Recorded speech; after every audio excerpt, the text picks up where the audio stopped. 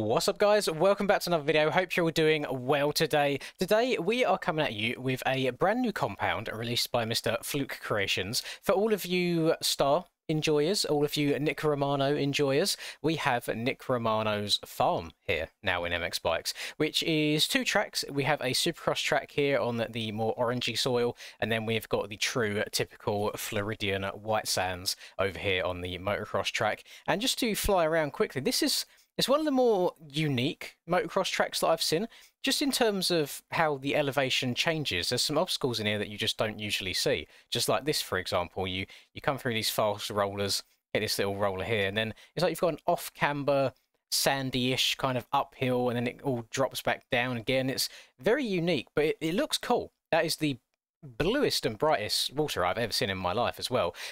Fluke, he's somebody that I think goes under the radar a little bit when it comes to tracks. He just kind of does his bit, you know, people play him every now and then, but I think he's just improved more and more as the years have gone on, and he's really come into his own now as a track builder, and he's got such a good work rate with tracks as well. He's always releasing something every couple of months at a bare minimum, so you have to give a round of applause for him and respect and credit where it's due. So we're going to spin a handful of laps on both of these tracks. Now, I'm going to be a little bit rusty. It's been a while since I've just straight up, you know, played the game.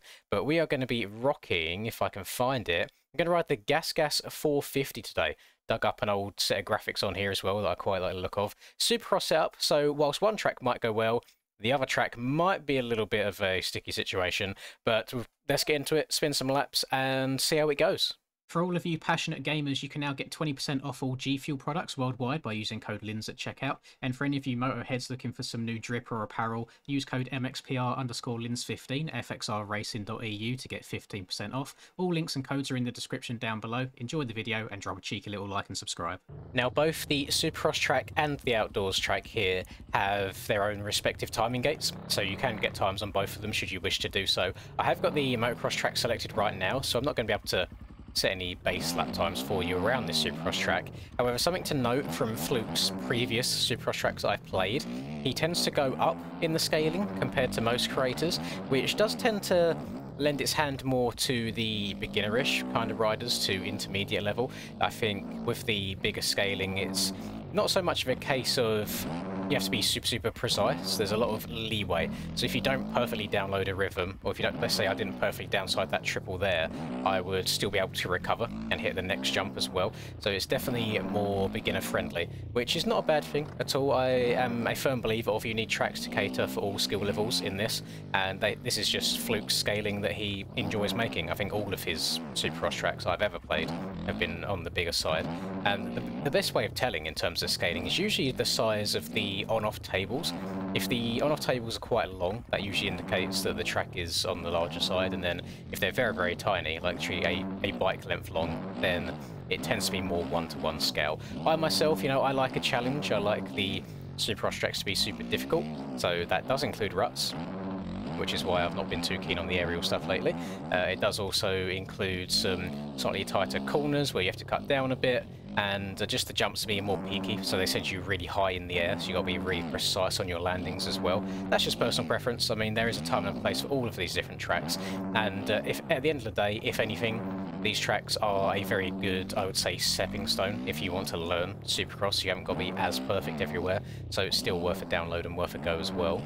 I don't think I've ever seen any GoPro videos or any footage really of this place in real life, so I'm gonna have to do some YouTube digging after I record this just to see what's about, just see what, I guess, source material Fluke has used, or it might even be one of them situations where it's just a top-down view on Google Earth, for example. I know there's quite a lot of tracks that have been built in that way, but I mean, so far the Supercross track seems to flow quite nicely.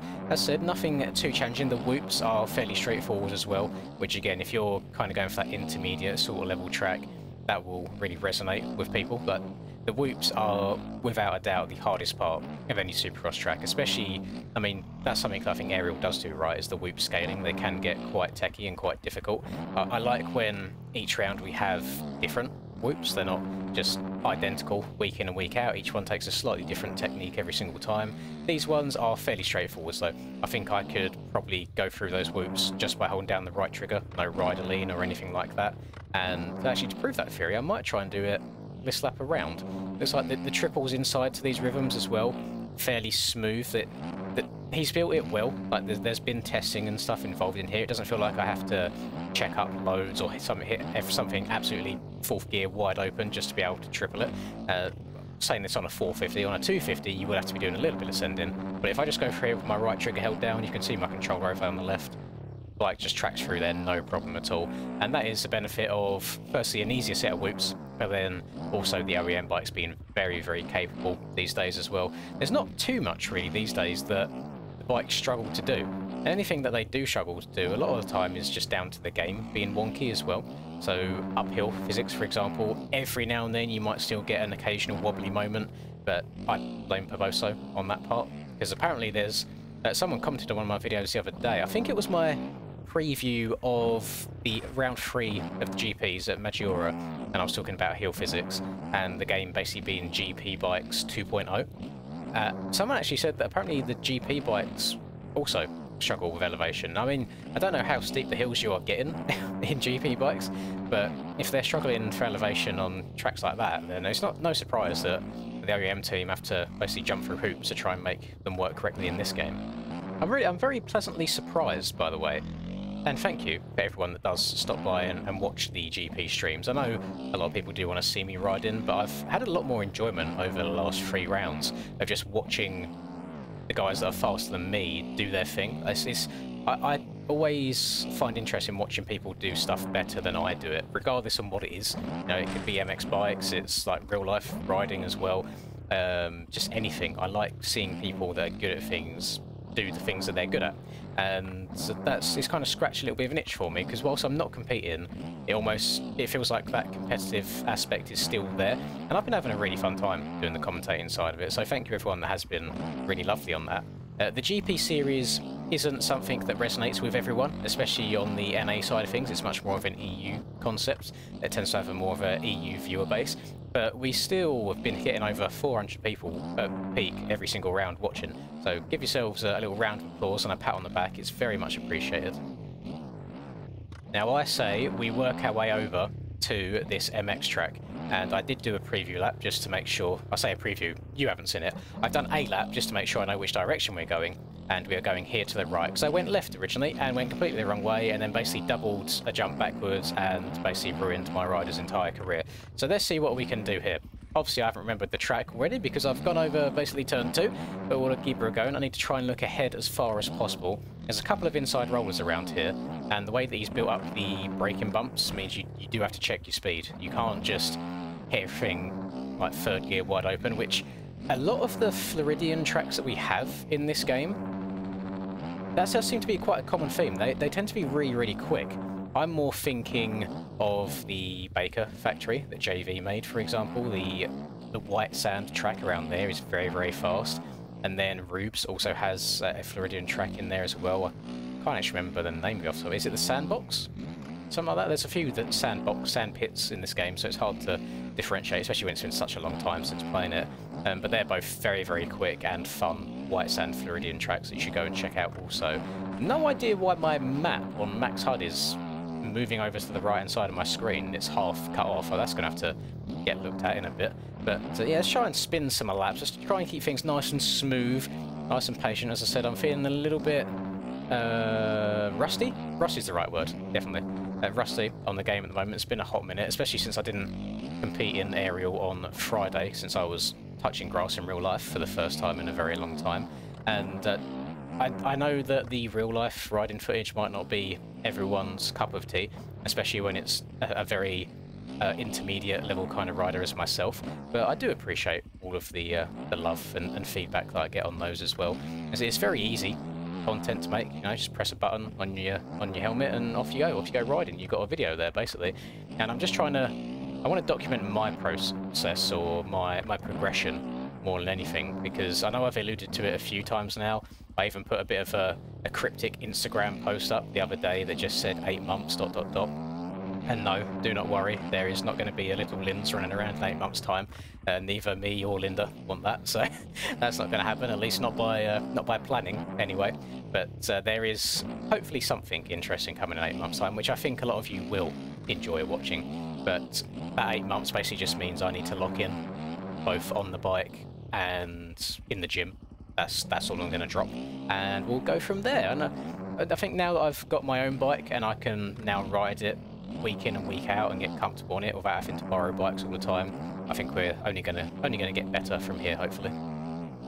I feel like sometimes I do overshare with you guys, and I'm definitely going to do it again, but maybe learn from my mistakes. I mean, I don't mind you guys calling me an idiot and things like that, but I basically wanted to cheat my way to being healthier, which is never the way to go. And as you know, I yo-yo quite a lot in terms of like diet and gym and stuff like that. I'm either on it 100% or completely off of it. And since I'm been like getting into the process now of trying to just lose weight for motocross in general, I basically for the last 6 weeks, I think it is, have been taking the cheater's way out, and I've been using Manjaro, which is basically, it's just Ozempic, basically just another form of it.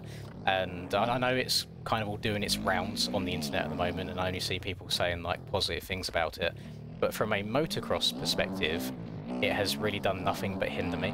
So whilst the number on the scales has been going down, it just makes me very weak. Like, I have no strength at all, like no grip strength, which is why when you watch my GoPro video at Fat Cats from the other day, I could only really hold on for 2 laps or so. How the whole thing works is it just makes you not hungry at all ever.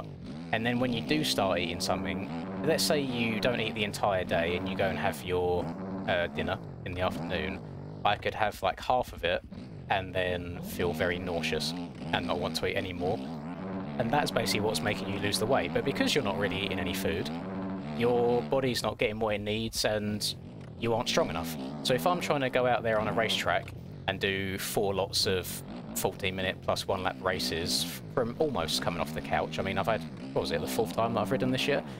It's just never going to go well. So I'm stopping that garbage, not going to do it anymore. Going to actually just give my body what it wants, gym properly, and then put in some, I guess, practice motos when I go to the practice track rather than just riding around for a bit of fun, and try and take it a little bit more seriously. So don't be like me, don't take shortcuts, don't try and take the easy way out, because at the end of the day it just ends up being a waste of money and also a waste of time, and it might actually negatively impact you rather than helping you.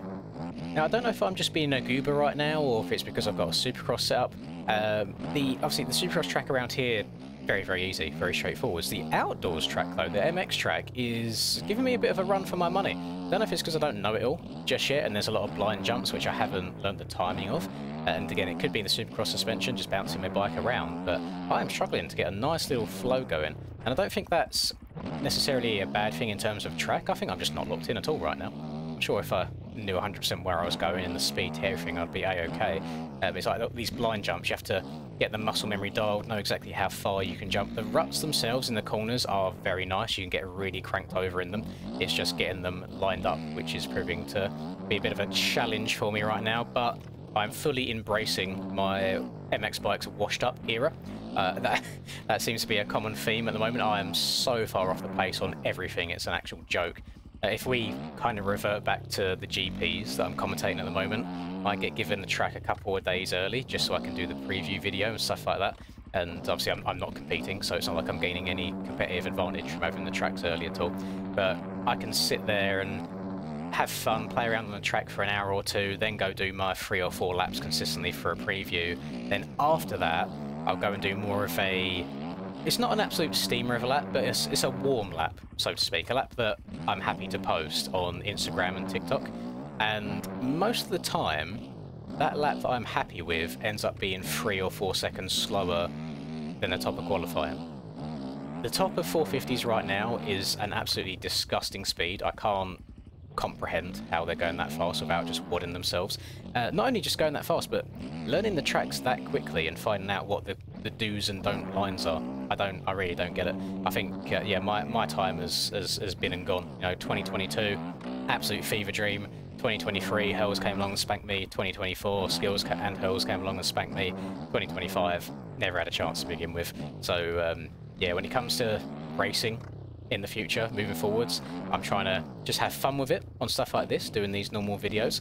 I then want to try and do some commentating, which I'm doing through GPs, trying to get good at that. And then the AMA Outdoors this year, might be one of, if not the last series I actually compete in from a racing perspective. The reason that I'm doing it is because it'll be the last chance I have of running the #1 plate and a red plate at the same time. But then it could also depend on how Motocross the game goes for me, if I like that. And then the final part of it is if Supercross in 2026 comes along and we actually have ruts that are worthy of being in a pro series rather than the AMS flat tracks that we have right now, then that could entice me back to it again as well. But yeah, this year's Supercross has really just put me off riding altogether. So it just means I haven't put any time into it, which means your skills decline, and it's just a vicious cycle from that point forwards. You know what, I've thoroughly enjoyed my time around these two tracks. The Supercross track was so straightforward and easy to learn, and then this outdoors one has been a stark contrast, to be honest. It might be me. You guys might hop onto this and vibe and gel with it straight away. I think I'm going to spin probably another 10 to 20 laps once this recording's done, just trying to get a clean lap under my belt and feel like I'm actually moving again on the game. If you haven't given the Gas 450 a go yet, by the way, because I know everyone's moved over to the Yamaha, basically. There's a few people still on the KTM and a few people venturing into the world of the Fantic, which I absolutely love. I do enjoy the Fantic. Give the Gas a go. I don't know if it's a power thing or if it is just more geometry related, but this thing feels like it grips really, really well. And I'm only running on the 110 rear tyre right now, but I don't think my back end has slid out once. All of the mistakes I've been making is from me actually going too fast into corners and blowing over them. But it's not, I don't think my back end has slid at all this entire video. So very, very solid and very stable bike. The only thing it's really missing is that quick shift, and I wish the OEM team would bring it back. I really do miss it. This bike was my baby in the 2023 MXGP season. I remember racing on the GP of Sweden on this thing and absolutely loving life. I think that was the first round that I discovered that I enjoyed it. I think I went top of quali then as well. I don't think I won the overall. I'd have to go and check it. But I remember I had a very, very good day. So give the Gas a go if you're searching for some inspiration on different bikes to use. Thank you very much, Fluke, for making this for us. It is certainly very pretty, and the Supercross track, really, really good fun. This one's going to take me a little bit more practice. I'll be honest, I apologise that I probably haven't done it as much justice as you would have hoped, but it's a little bit tricky, and I am very, very washed, as we have mentioned numerous times already in this video. If you have enjoyed it, then by all means, please do drop a like and subscribe to the channel if you're new. It's very much appreciated. Have a lovely rest of the day, wherever that you might be up to, and I will see you all in the next video. Peace.